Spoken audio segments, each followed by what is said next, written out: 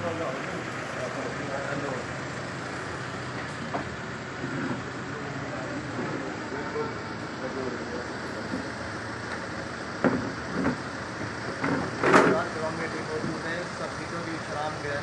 देख सकते हैं कि छत्तीसगढ़ के सीएम हैं भूपेश बघेल, उनके पिता हैं। नमस्कार दोस्तों, मैं एस के मित्तल आपका न्यूज़ पर स्वागत करता हूँ। आप देख रहे हैं छत्तीसगढ़ के मुख्यमंत्री भूपेश बघेल जी के पिताजी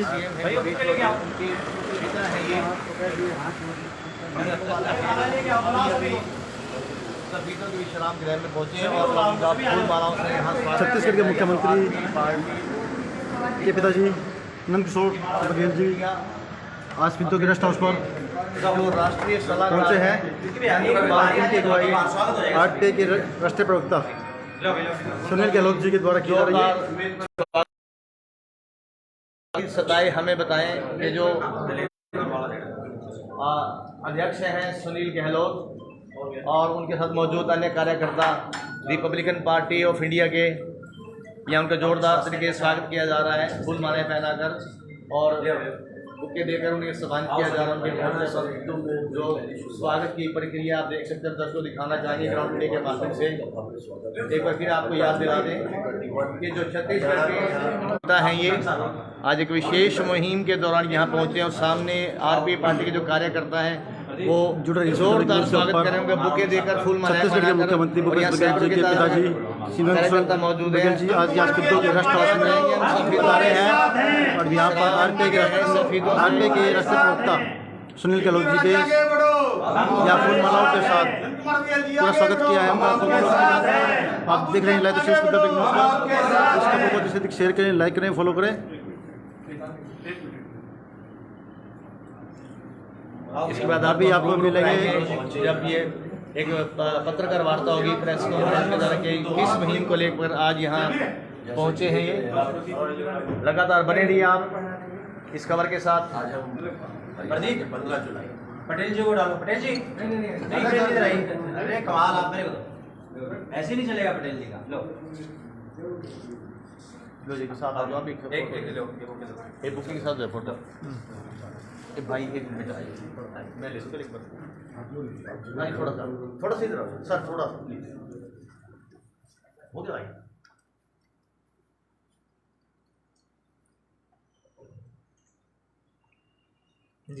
आरपीआई पार्टी जिंदाबाद जिंदाबाद जिंदाबाद, आरपीआई पार्टी जिंदाबाद जिंदाबाद जिंदाबाद। बाबूजी आप आगे बढ़ो, हम हमारे साथ हैं। बाबूजी आप आगे बढ़ो, हम हमारे साथ हैं। तो भाई हाँ जी, एक मिनट। जय जय जय जय जय भीम, जय भीम जय भीम, जय जय जय जय जय भीम, जय भीम जय भीम।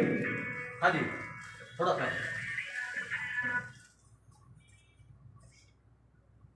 आप लोगों का यह पुष्प देखकर तमिलनाडु और चेन्नई की याद आ गई, जहाँ में भरपूर पुष्पों से स्वागत किया गया था। आइए, आओ अभी बात करेंगे और यहाँ पर प्रेस कॉन्फ्रेंस के द्वारा इनकी जो मुहिम है उसके बाद जानेंगे आज का जनसभा के बाद।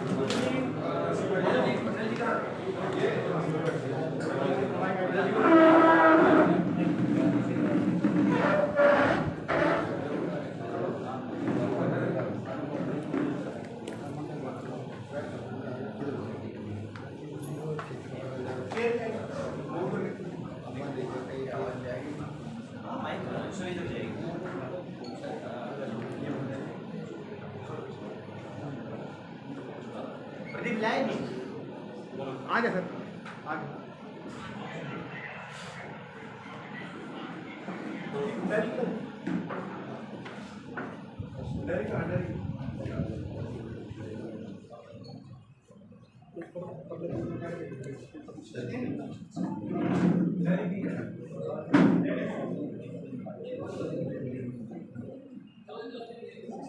आप देख रहे हैं लाइव तस्वीर स्पीड द ब्रेकिंग न्यूज़ के ऊपर। जुड़े रहिए, इस खबर को अधिक से अधिक शेयर करें, लाइक करें, फॉलो करें। आज हम बता दें आपको यहाँ पर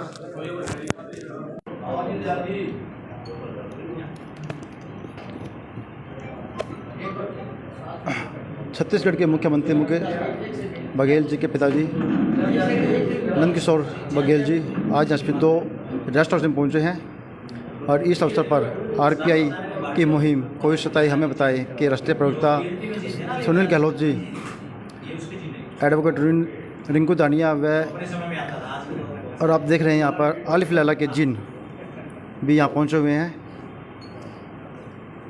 अभी जनसभा को ये आयोजित कर रहेंगे और उसके बाद प्रेस वार्ता के अंदर उनकी क्या मुहिम रहेगी, क्या इनके मुद्दे रहेंगे, वो सभी दिखाएंगे आपको। जुड़े रहिए स्पीड द ब्रेकिंग न्यूज़ पर। इस खबर को अधिक से अधिक शेयर करें, लाइक करें, फॉलो करें।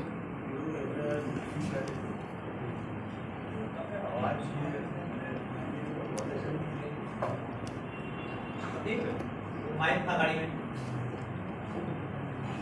बाइक में भेज दिया, बड़ी बाइक ले ली आगे। हाँ, ये प्रेस वाले अपने सभी साथी हैं। पहले एक बार अपनी जो बात है वो करके फिर प्रेस वालों से, सब प्रेस वाले से भी अपने साथी ये भी सुनेंगे हम क्या करते हैं। और आप साथ करो।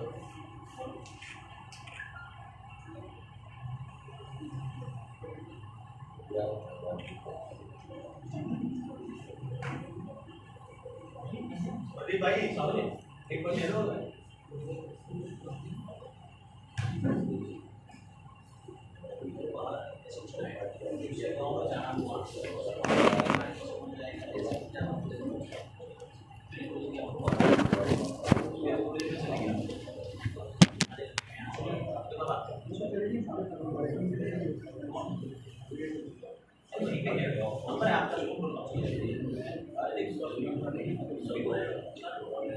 जुड़े रहिए स्पीड द ब्रेकिंग न्यूज़ पर। अभी थोड़ी देर में आपको जैसा कि आप सभी को विदित है, आज हमारे बीच में हमारे आदरणीय पूज्य बाबूजी नंद कुमार बघेल जी, पिताश्री छत्तीसगढ़ के सीएम श्री भूपेश बघेल जी छत्तीसगढ़ से पहुंचे हैं और उनके साथ में रिंकी अरोड़ा जी, जय हिंद चैनल के ऑल इंडिया ब्यूरो चीफ, और उनके साथ में बीपी पटेल जी हमारे पास में पहुंचे हैं, छत्तीसगढ़ से चल के जो हमारे पास आए हैं। और इसी कड़ी में हमारे पास Republican Party of India Ambedkar के हरियाणा स्टेट के प्रेसिडेंट श्री अनिल बड़गुजर जी और Republican Party of India Ambedkar के स्टार प्रचारक भाई दयाल सिंह पहलवान जी और Republican Party of India Ambedkar के नेशनल स्पोक्सपर्सन श्री सुनील गहलोत जी यहाँ पहुंचे हैं। सफीदों में हम सफीदों की इस पावन धरा पे पहुंचने पर इनका हार्दिक दिल से स्वागत करते हैं, धन्यवाद करते हैं जो उन्होंने अपना कीमती समय में से समय निकाल के हमारे बीच में आज ये आए हैं। हम इनका तहे दिल से स्वागत करते हैं।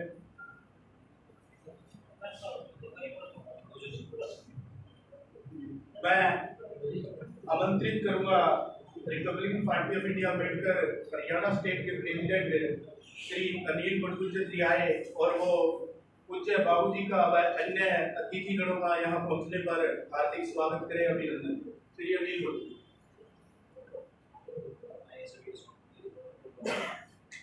सभी साथियों को जय भीम महोदय।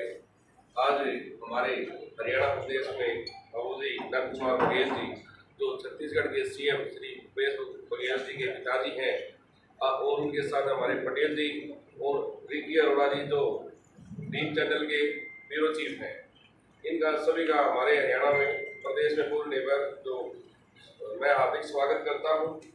और आज इनका आने का कारण ये है कि आज से हम जो ये अपने प्रोग्राम शुरू कर रहे हैं हरियाणा में पार्टी को कैसे बढ़ाना है, क्योंकि हमारे जो नंद कुमार बघेल जी हैं हमारी पार्टी के राष्ट्रीय सलाहकार भी, तो उनसे हमने आज डिस्कस करने के लिए उनको यहाँ पे अपने सभी दो शहर में आमंत्रित किया है और इनके जो भी विचार विमर्श हमें देंगे उसके आदेशानुसार हम पार्टी को आगे बढ़ाने का काम करेंगे। इसी के साथ जय भीम।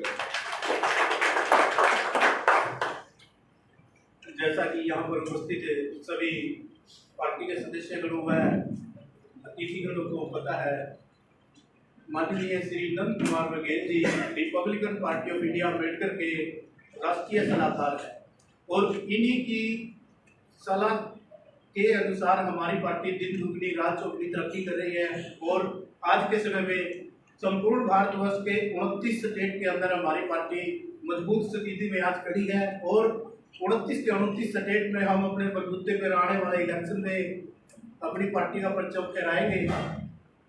माननीय बाबूजी समय समय पर संपूर्ण भारत का भ्रमण करते हैं और भारतीय संविधान के प्रचार प्रसार करते हुए संपूर्ण समाज को तरक्की की राह दिखाते हुए पार्टी के प्रचार प्रसार के बारे में जागृत करते हैं। इसी कड़ी में आज हमारे आग्रह पर सफीदों के अंदर पहुंचे हैं। मैं अनुरोध करूंगा Republican Party of India Ambedkar के नॉर्थ इंडिया अध्यक्ष व नेशनल स्पोक्सपर्सन श्री सुनील गहलोत जी से वो दो शब्द बाबूजी के मान सम्मान के लिए बोले। इससे पहले सुनील गहलोत जी बाबूजी को Republican Party of India Ambedkar का पर्दा फैलाकर मान सम्मान करते हुए जोरदार तालियों से स्वागत कीजिएगा।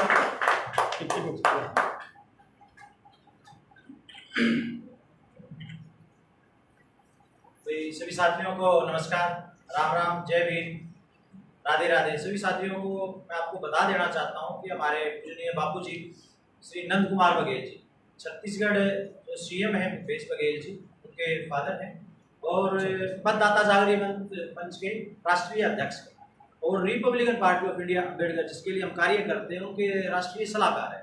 बापूजी की उम्र अभी 86 वर्ष हो चुकी और इस उम्र में व्यक्ति घर बैठ जाता है, चल नहीं पाता, बल्कि उठ ही जाता है। हरियाणवी भाषा में बात करूँ तो उठ जाता है, लेकिन बापूजी इतना हौसला रखे हुए हैं, आज भी काम कर रहे हैं और हमें समय समय पे जब भी हमें आवश्यकता होती है हम इनसे बात करते हैं तो हमें ये मोटिवेशंस करते हैं कि आप ऐसा काम करते हैं, तो हमें समय समय पर ये मोटिवेशंस करते हैं। और पिछले दिनों आपके सामने की बात है, जिस सफीदो क्षेत्र में हम अभी हैं, एक खंभा गिरने से एक महिला की मौत हो गई थी और ऐसे ही एक वाल्मीकि कम्युनिटी का एक व्यक्ति था जो कारखाना गाँव में, उसके साथ भी ऐसी घटना घटी थी। तो समय समय पे हम बापूजी से बात करते हैं, ये हमें मार्गदर्शन करते हैं और आप सभी को पता है कि उस वक्त हमने उनको न्याय दिलाने का काम किया था। हमारे तहसीलदार साहब भी यहाँ होकर पहुंचे हुए, इन्होंने भी उनको आश्वासन दिलवाया था। आज भी उनमें से तो साथी यहाँ आए हुए हैं, कह रहे हैं कि कुछ बातें रहेगी, तो धीरे धीरे हो जाएगा, उनकी मांगे भी पूरी की जाएगी। बापूजी एक बार हमें कहते हैं उसी वक्त। और जो Republican Party of India Ambedkar की मुहिम है, कोई सताए हमें बताए, उसमें बापूजी का विशेष सहयोग रहता है। बापूजी पूरे भारतवर्ष के भ्रमण पे निकले हुए हैं, उसी कड़ी में आज यहाँ पे आए हुए हैं और आज पहला कार्यक्रम सफीदों में है हरियाणा का। इसके बाद हमारे हरियाणा में लगातार 4 दिन के कार्यक्रम है, फिर हम पंजाब में जा रहे हैं, पंजाब के बाद हम JNK में जाएंगे, JNK से हम हिमाचल में जाएंगे और 6 स्टेटों का हमारा आपका दौरा है। और हमारे भाई है रिक्की अरोड़ा जी जो आए हुए हैं, जो ऑल इंडिया ब्यूरो चीफ है जय भीम चैनल के। हमारे बीबी पटेल जी आए हुए हैं जो किसान मोर्चा के एक राष्ट्रीय अध्यक्ष हैं, जो हमारे बीच में भी आए हुए हैं। और भी हमारे सभी पूजनीय जो साथी यहाँ पे आए हुए हैं, उन सभी का स्वागत करते हैं। और विशेषकर बापूजी का कि वो 86 वर्ष की उम्र में आज भी इतना कार्य कर रहे हैं और हमें मोटिवेट कर रहे हैं। मैं ये कहता हूँ कि आज 16 वर्ष का युवा वो काम नहीं कर सकता जो बापूजी आज 86 वर्ष की उम्र में कर रहे हैं। मैंने बाबा साहब अम्बेडकर जी को नहीं देखा, उनका संविधान देखा, उनकी किताबें देखी। हमने तथागत गौतम बुद्ध को नहीं देखा, उनकी किताबें सुनी, उनके विचारों पे चल रहे हैं। लेकिन बापूजी स्वयं उनकी विचारधारा पर चलकर मैं उन्हें देख रहा हूँ कि वो वही काम कर रहे हैं जो उस वक्त उन महापुरुषों ने किया। ये उनकी विचारधारा पे चल रहे हैं, सब समाज की बात करते हैं, समाज को न्याय दिलाने की बात करते हैं, गरीब और शोषित कोई भी उसको न्याय दिलाने की बात करते हैं बापूजी। तो मैं अपना वक्तव्य यहीं रखता हूँ, समापन करता हूँ।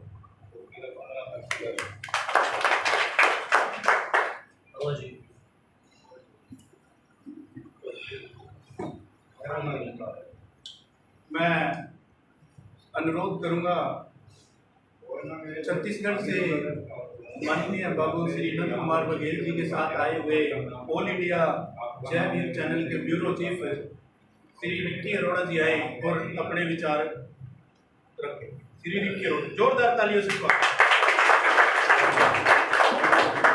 दोस्तों जय भीम, नमो बुद्धाय। जय भीम।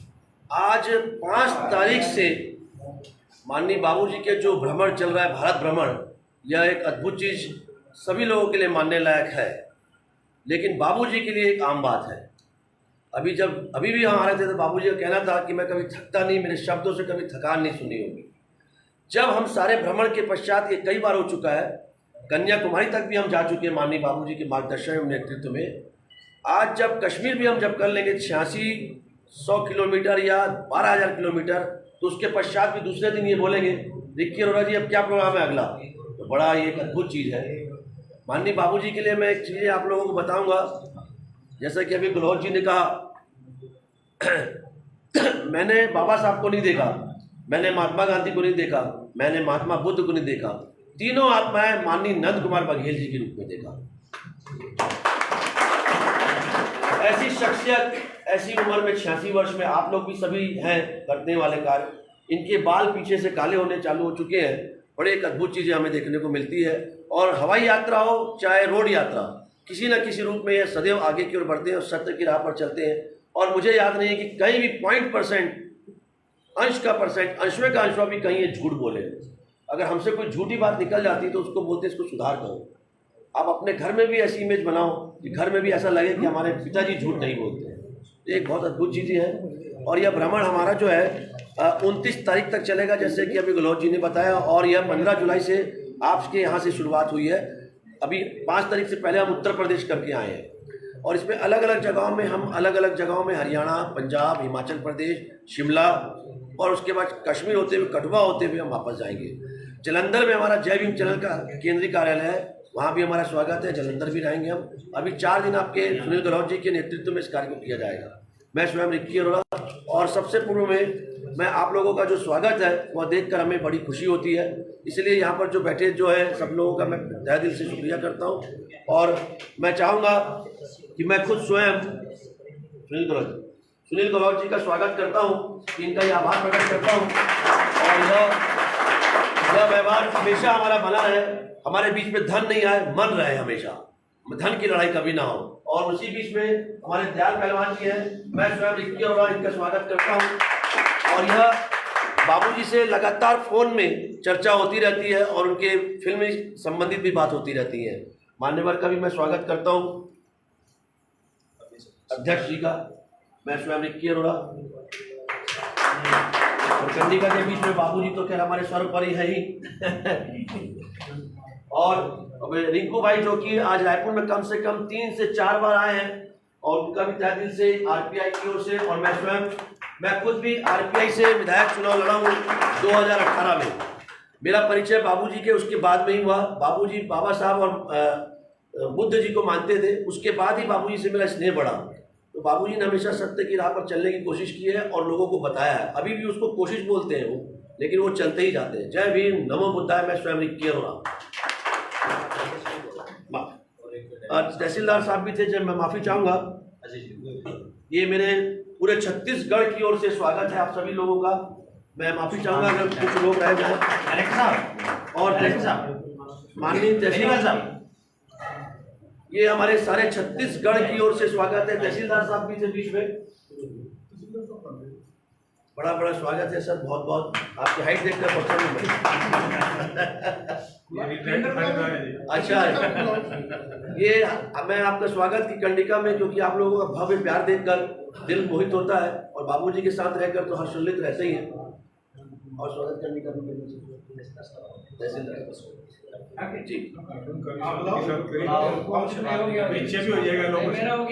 आप हमारे बीच में और मैं खुद स्वयं इनका खुद भी करता हूँ, क्योंकि अहम भूमिका निभाते हैं सारे कार्य में और बाबूजी के बिल्कुल ध्यान रखते हैं। किसान क्या डेफिनेशन माननीय बीपी पटेल जी, आदरणीय बाबूजी के नेतृत्व में हम लोग आगे बढ़ रहे हैं, और बाबूजी पूरे भारत भ्रमण कर रहे हैं और सभी लोगों को जगा रहे हैं। और बाबूजी के नेतृत्व में हम लोग काम कर रहे हैं। बाबूजी जो भी आदेश देते हैं उसको फॉलो करते हैं, और जैसे जैसे बाबूजी बोलते हैं उसको हम लोग को फॉलो करते हैं। जय भीम, जय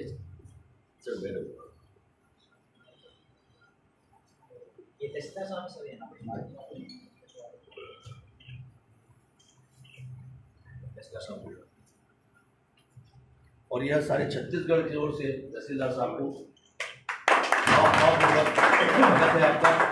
और यह गंडिका में हमेशा प्यार बना रहे और मैं चाहूंगा कि ऐसा योग बने सुनील गहलोत जी और तहसीलदार साहब से कि 23 अगस्त को पार्टी बाबूजी कार्यक्रम कर रहे हैं, आप सब लोग वहां पे आए। 23 अगस्त को माननीय भूपेश बघेल जी यानी जो छत्तीसगढ़ के मुख्यमंत्री हैं उनका जन्मदिन है। जय भीम, नमो बुद्धाय।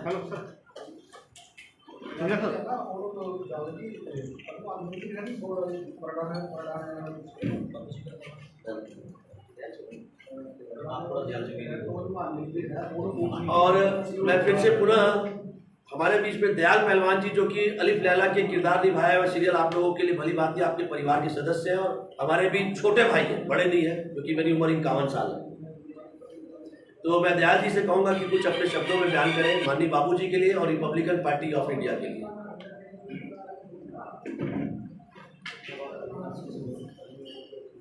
मैं सबसे पहले सभी धर्मों के गुरुओं को नमस्कार करते हुए आप सभी का यहाँ पर पहुँचने पर आज स्वागत करता हूँ।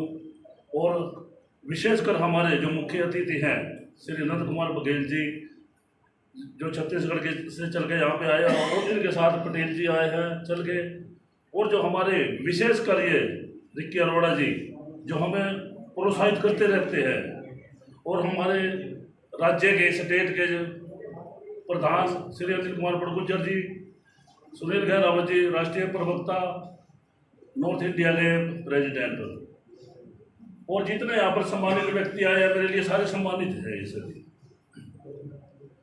ये जैसा कि बाबूजी ने विशेष अभियान भ्रमण का चलाया हुआ है सारे देश में, हमें बढ़ चढ़कर इनका साथ देना है। और आरपीआई जैसे ये पार्टी है बाबा साहब की, और इनके बारे में भी हमें विस्तार पूर्वक से लोगों को बताना है कि ये बाबा साहब की पार्टी है। बस मैं ज़्यादा लगत यही अपना वक्तव्य विराम करता हूँ।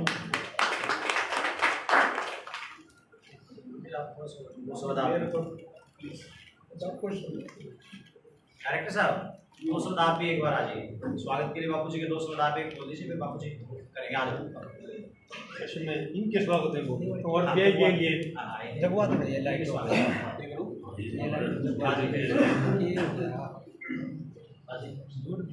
आज के मुख्य अतिथि बघेल जी को देखकर मुझे एक प्रेरणा मिली। मैं ज़्यादा तो नहीं इस बात को ज़्यादा कुछ बढ़ाऊंगा, ना आपका ज़्यादा समय लूँगा। ये वास्तव में एक प्रेरणा स्रोत लगे मुझे जब 86 साल की उम्र में, और ये समाज या देश के हित में निकले हुए हैं, अपनी सेहत की कोई परवाह नहीं करते। और अभी विक्की अरोड़ा जी ने भी जैसे कि बताया कि कई दिन हम बाहर के टूर पर होते हैं तो उसके बाद नेक्स्ट प्रोग्राम पूछते हैं, तो सचमुच में ये एक बहुत ऊंची शख्सियत है और परमात्मा की इन पर विशेष कृपा समझता हूँ मैं। और ये दुआ भी करता हूँ कि इन पर बनी रहे ये कृपा, और ये राष्ट्र की जब तक अंतिम सांस तक ये सेवा करते रहें। हमें इनको मिलने का, देखने का, रूबरू होने का मौका मिला, ये हमारा सौभाग्य है। इन्हीं शब्दों के साथ मैं आप सबका भी और बघेल जी का भी पुनः हृदय से स्वागत करता हूँ। और भाई अहलावत जी का तो विशेष तौर से कि ऐसी शख्सियतों को मिलाने का, इस हल्के को मौका दिया, आप लोगों को मौका दिया, इसका तो हम सभी आसानमंद हैं। धन्यवाद। मैं स्वयं सारे भारत की ओर से अजय देव जी का पुनः वाणी का आभार प्रकट करता हूं, क्योंकि इनकी जो वाणी और शब्द निकले हैं वह दिल की आवाज़ थी। और ये बोलने में संकोच कर रहे थे कि मैंने कहा तुम बोले बाबूजी के लिए ही बोलोगे। ये का आत्मीयता, ये परिवार के रूप में जो हम बैठे हैं, यह बड़े स्नेह जने का है। धन्यवाद। धन्यवाद। सुल्तान सिंह बेनीवाल जी, जय भीम साथियों। बड़ा हर्ष का विषय है आज हमारे बीच में नंद कुमार बघेल छत्तीसगढ़ के सीएम के पिताजी यहाँ पर खुद आरे इस उम्र में, जैसे कि भाई सीएम ने बताया कि इस उम्र में चलना ही मुश्किल रहता है, और ये हमारी पार्टी के अंदर जान फूंक रही, ये बड़ी खुशी का विषय है हमारे लिए। और ये दिन और रात तरक्की करी है हमारी पार्टी, लेकिन दूसरी राज्यों में तरक्की पे है। और इसका असर भी दिखाई दिया हो आप लोगों ने कुछ दिन में यहाँ गरीब आदमी की कितनी सहायता करी है इन्होंने, और कैसे प्रशासन को झुकाया है। ये प्रशासन झुकने वाला नहीं था, कैसे झुकाया गलाव साहब ने, ये आपकी आंखों के सामने है। ये इस पार्टी की ताकत है, आपकी पार्टी की ताकत है, आप लोगों की ताकत है। आप अगर पीछे हो तो कोई दिक्कत नहीं है। इन शब्दों के साथ मैं इनके स्वास्थ्य की कामना करूंगा, लंबी उम्र दें इनको और हमारा मार्गदर्शन करते रहें। ये सब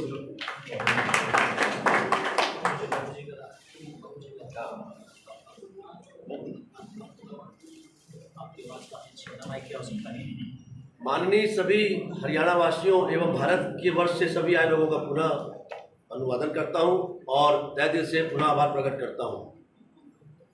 हमारे लिए सुप्रीमो नहीं, यहाँ पे बैठे हुए जो सब एक अंदर की आवाज़ है, महामहिम माननीय नंद कुमार बघेल जी से मैं खुद स्वयं रिक्की अरोड़ा, सुनील गहलोत जी के निर्देश पर विनम्र निवेदन करता हूं कि अपने दो शब्द, जो दिल की आवाज़, सत्य की आवाज़, सत्य की छाएं, सदैव छांव की तरह भांति लोगों को हर पल पल लोगों को जागृत करना। चूंकि इनका एनजीओ मतदाता जागृति मंच एवं अखिल भारतीय कुर्मी समाज के राष्ट्रीय अध्यक्ष है और रिपब्लिकन पार्टी ऑफ इंडिया के विशेष सलाहकार और जय भीम चैनल के भी विशेष सलाहकार एवं मुख्य संरक्षक हैं। और आज यह पदों से इतने ज़्यादा नवाजे जाते हैं, जब मैं इनके पास शील्ड और ये देखूंगे तो आज एक अलग से रूम बना हुआ है और ये आत्मीयता का है, ना कि कांग्रेस से जुड़े बेटे से संबंधित में, लेकिन आज अपने इस मिशन को किसी न किसी रूप में, किसी न किसी तरीके से सदैव की भांति पूरा करते हैं। मैं स्वयं रिक्की अरोड़ा आज बाबूजी से विनम्र निवेदन करता हूं कि अपने शब्दों में दिल की आवाज़ को इस हरियाणा के सफेदो जगह में प्रवेश करें। माननीय बाबूजी। आवाज़ जाएगा नहीं बाबूजी, ये न्यूज़ के लिए थोड़ी सी बोलनी पड़ेगी। जाएगा बाबू जी, बस तो नज़दीक कर लेते हैं इसको। हाँ थोड़ा एक मिनट ले संजय जी दे।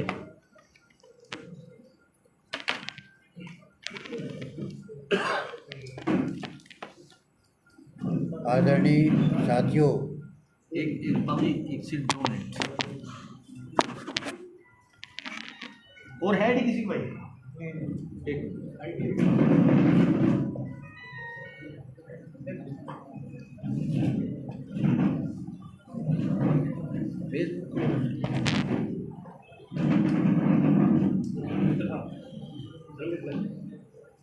वो लोग ऐसे ही आ जाइए आप लोग भी। थोड़ा सा आवाज़ ऊंची रखना, थोड़ा आवाज़ ऊंची रखना।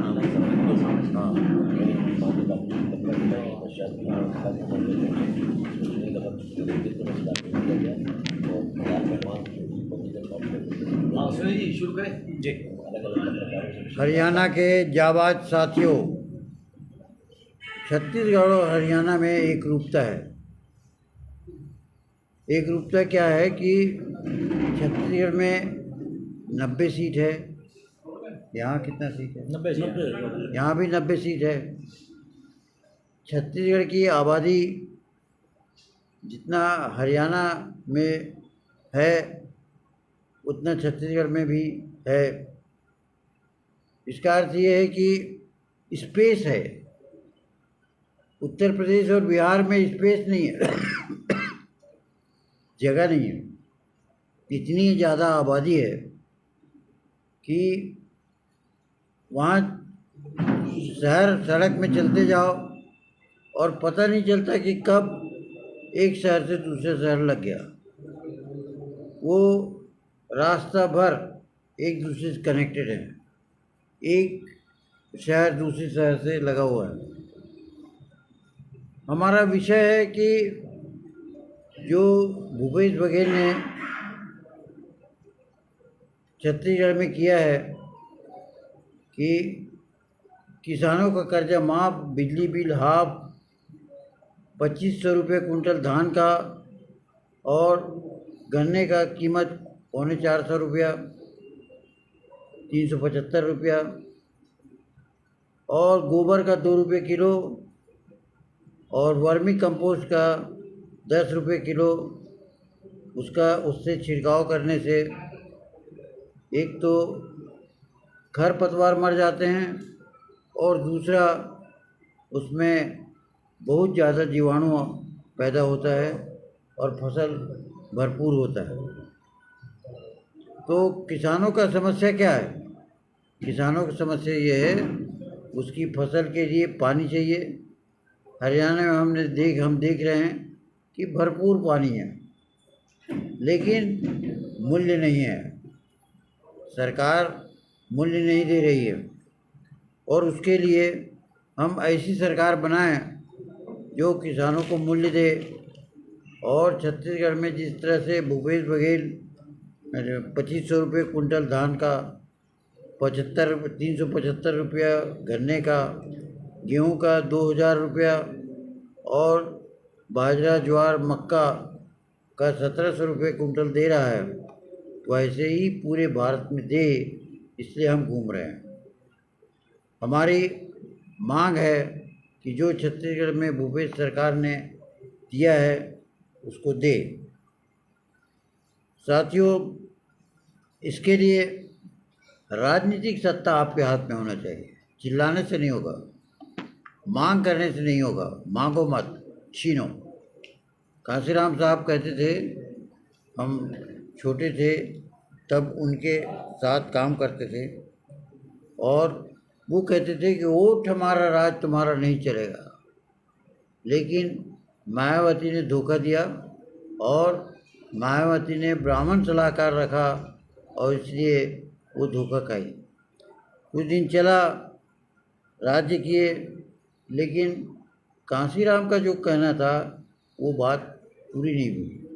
वोट हमारा, राज तुम्हारा नहीं चलेगा, यही कांशीराम जी साहब कहते थे।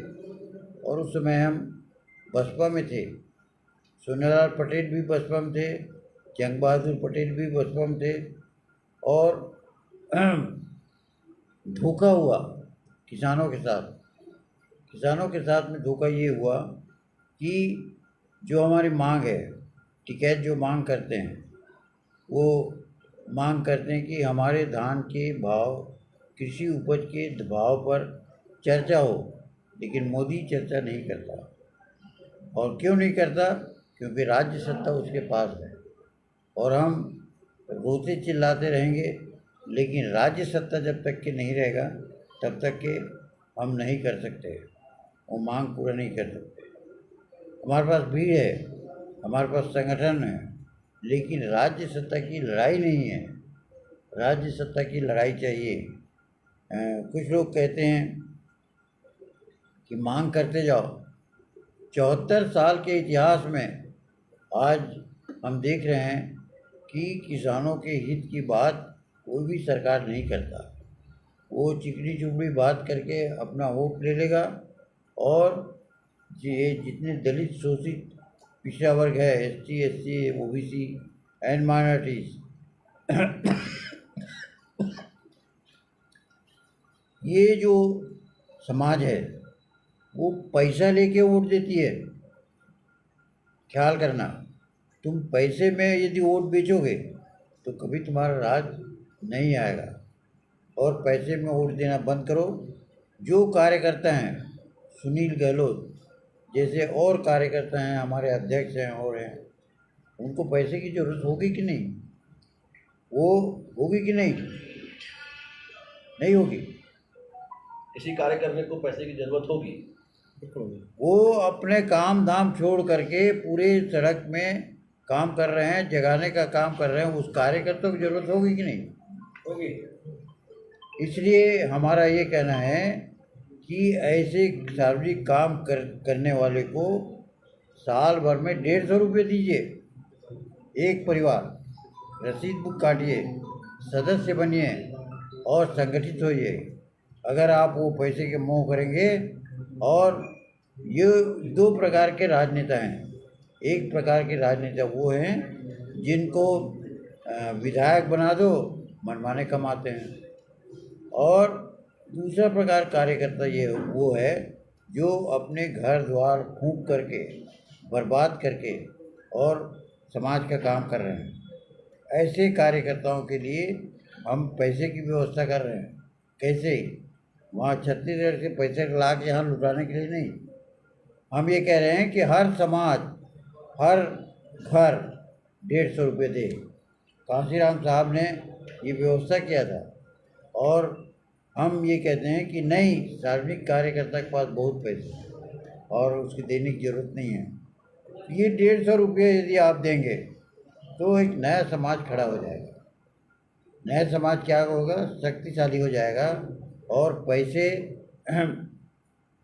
समाज में काम करने वाले को पैसे की कमी नहीं होगी।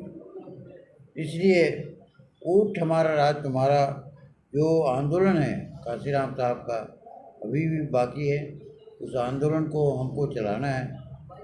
आरपीआई का आज तक के एक भी सीट नहीं जीता। क्यों नहीं जीता? बाबा साहब आम्बेडकर ने स्थापित किया और इसलिए नहीं जीता कि पिछड़े वर्ग के लोग उसमें शामिल नहीं हुए।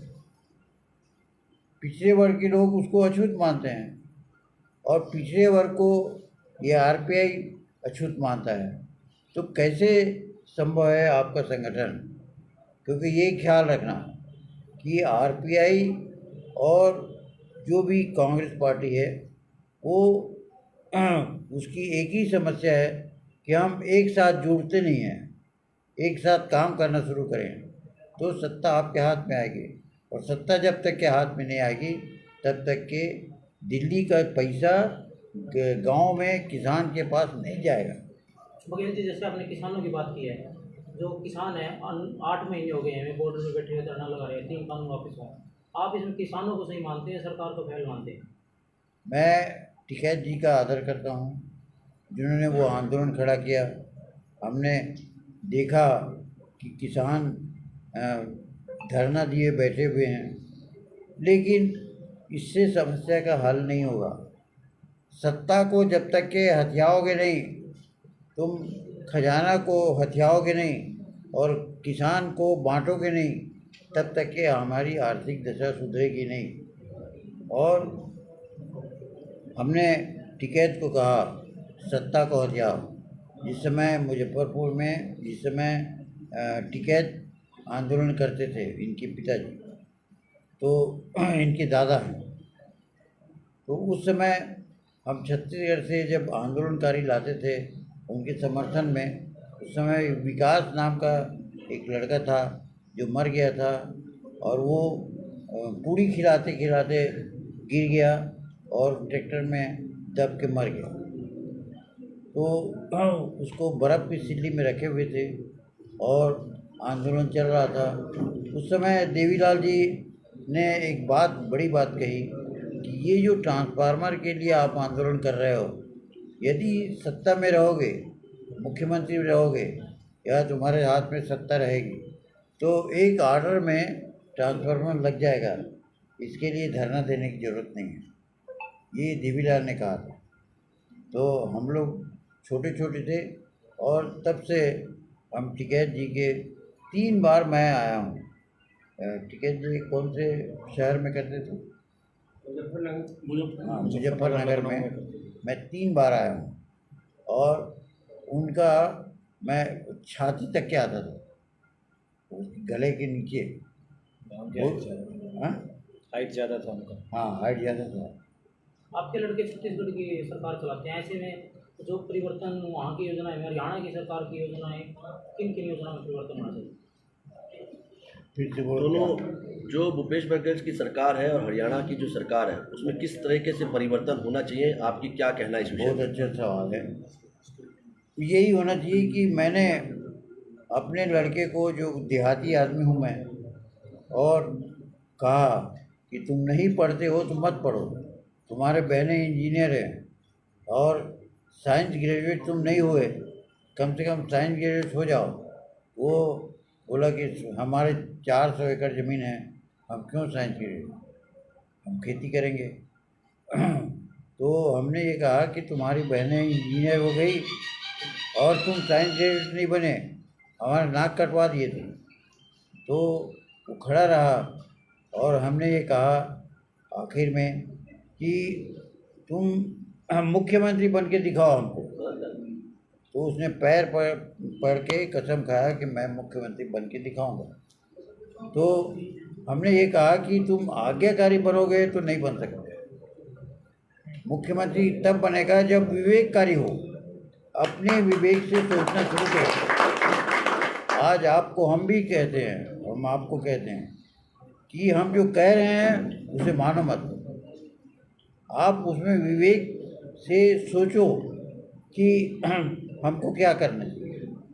आप जब तक के अपनी बुद्धि से काम नहीं करोगे तो तब तक के आपको सफलता नहीं मिलेगी। बुद्ध का यही कहना है। बुद्ध का कहना है कि मैं कहता हूँ उसे मत मानो, वेद शास्त्र कहता है उसे मत मानो, परंपरा कहती है उसे मत मानो, तुम्हारा जो विवेक कहता है, बुद्धि कहता है, यही बुद्ध धर्म है। बाबूजी, जो किसान आंदोलन के दौरान जो 600 किसान आंदोलन के दौरान की मृत्यु हो गई है, उनके लिए क्या विचार है आपके, क्या कहना चाहेंगे? वो शहीद हो चुके हैं, उनका जो आंदोलन है उसका नमन करते हैं, उनका हम स्वागत करते हैं और शहीद गांव-गांव में उनका स्मारक बने, क्योंकि वो याददाश्त हमारे होंगे, नई पीढ़ी के लिए एक नज़ीर होगा। और हम सत्ता प्राप्ति करें। सत्ता ये इस तरह से आंदोलन से नहीं होगा जब तक कि आप एकजुट नहीं होंगे। ये आज क्या हालत है? आज हालत ये है कि ओबीसी किसी एसटी के सभा में नहीं जाता और एसटी जो है ओबीसी के में नहीं जाता। यही हमारी कमी है। आज भी हम उसको ओबीसी उनको अछूत मानता है और एसटी अलग चलता है। तो इसके कारण हम एकजुट जिस दिन हो जाएंगे उस दिन सत्ता हमारे हाथ में आएगी। दो तत्व हैं, एक तत्व है कि आदमी देना सीखे और दूसरा तत्व है कि हम एक दूसरे से टाई अप हो जाएं और हम जिस दिन एक हो जाएंगे उस दिन राज हमारा होगा। और पैसे जो इकट्ठा होता है 74 साल के इतिहास में, राजनीतिक इतिहास में, हम अनाथ, गरीब और भिखमंगे हैं। हम किसी को 500 रुपये दे दिया, वो वोट बेच देगा और इस वोट भी बिक्री जब तक के होगा तब तक के आपका राज नहीं आएगा। तो बघेल जी, लगातार महंगाई बढ़ती जा रही है, पेट्रोल, गैस और डीजल के दाम आसमान छू चुके हैं। ऐसे में आपकी पार्टी क्या स्टैंड है? हमारी पार्टी उसका विरोध करता है जो डीजल बढ़ते जा रहा है और ये मोदी की चाल है, बीजेपी की चाल है और इसके लिए हमको आंदोलन करना चाहिए। जो भी पेट्रोल पंप में या और कहीं ध्यान आकर्षित करना चाहिए और हम लोगों को एकजुट हो करके और सत्ता पर काबिज कैसे किया जाए। जब तक के एसटी, एससी, ओबीसी मिलेगा नहीं, सत्ता प्राप्ति होगी नहीं और सत्ता प्राप्ति नहीं होगा तब तक कि आप अपने वोट को बेचते रहोगे और आपके बाल बच्चों का भविष्य खतरे में है। इसलिए हम छत्तीसगढ़ से एक आए हैं। तो हरियाणा में हमने जो देखा उसको दो शब्द में हम कहना चाहते हैं। हरियाणा में ये देखा कि आबादी कम है, जनसंख्या कम है। बिहार और उत्तर प्रदेश के में मनमाने जनसंख्या है और इसलिए गरीबी ज़्यादा है। और जो हरियाणा के लोग, हरियाणा का मतलब ही हरा भरा धरती, और हरा भरा धरती छत्तीसगढ़ में भी है और यहाँ भी है और हम लोग एक स्वरूप है दोनों का, हरियाणा का और छत्तीसगढ़ का। 90 सीट यहाँ भी है, वहाँ भी है। लोकसभा 10 है और वहाँ लोकसभा 11 है। इतना अंतर है। बाबूजी, हरियाणा और पंजाब और राजस्थान के अंदर जो कांग्रेस के अंदर अंतर्राज चला हुआ है, उस जो अंदरूनी खाते जो देता एक दूसरे की टांग खींच रहे हैं तीनों राज्यों में, उसके बारे में क्या कहना चाहेंगे? उसका कारण ये है कि उनकी जो लगाम है, आज हाईकमान भी बहुत ही असमंजस की स्थिति में है कि उस स्थिति को कैसे संभालें। हाँ, तो उसके बारे में बोलने दो। जी जी जी। कि हम बोलना शुरू कर दें फट से फिर से बताइए। हमने एक पार्टी रजिस्ट्रेशन किया है, वो है ST SC OBC and minority सोम, और उसका रजिस्ट्रेशन करीब करीब हो जाएगा, अंतिम चरण में आ गया है। और कांग्रेस को हमने छोड़ा है क्योंकि कांग्रेस गाइडेड है ब्राह्मणों के हाथ और घुमा फिरा के उनको मिसगाइड करते हैं राहुल परिवार को, और मिसगाइड करके गलत सलत कदम उठाते हैं। तो जब तक के ब्राह्मण रहेंगे तब तक के हम उनसे टाई अप नहीं कर सकते, और इसलिए हमने सोम पार्टी का गठन किया है और वो जल्द ही 1-2 हफ्ते में रजिस्टर्ड हो जाएगा। उसमें क्यों हम छोड़े? देखो, भूपेश बघेल को बनाने वाला राहुल परिवार है, वो यदि नहीं बनाता तो वो नहीं बन पाता। ऊपर हाथ है और उसने बनाया, उसके लिए हम कर्जदार हैं। हम भूपेश के कारण कर्जदार हैं। अगर भूपेश नहीं होता तो हम यहाँ जो सर्किट हाउस है उसके अधिकारी नहीं बनते। भूपेश नहीं होता तो हमको ये सब गाड़ी साधन नहीं मिलता। लेकिन ब्राह्मणों के द्वारा घिरे हुए हैं, भूपेश भी ब्राह्मणों के द्वारा घिरा हुआ है, और हम उसको कई बार कहते हैं झगड़ा होता है हमसे। और हमने कहा जब उसकी माँ मरी तब उसने इलाहाबाद ले जाने के लिए बात कहा अस्थि को हिंदू धर्म के अनुसार। तो हमने कहा कि नहीं, हम बौद्ध धर्म के अनुसार महानदी में ठंडा करेंगे, वहाँ कोई ब्राह्मण नहीं आएगा। तो झगड़ा में आधा वो ले गया, आधा हम ले गए, समझिए।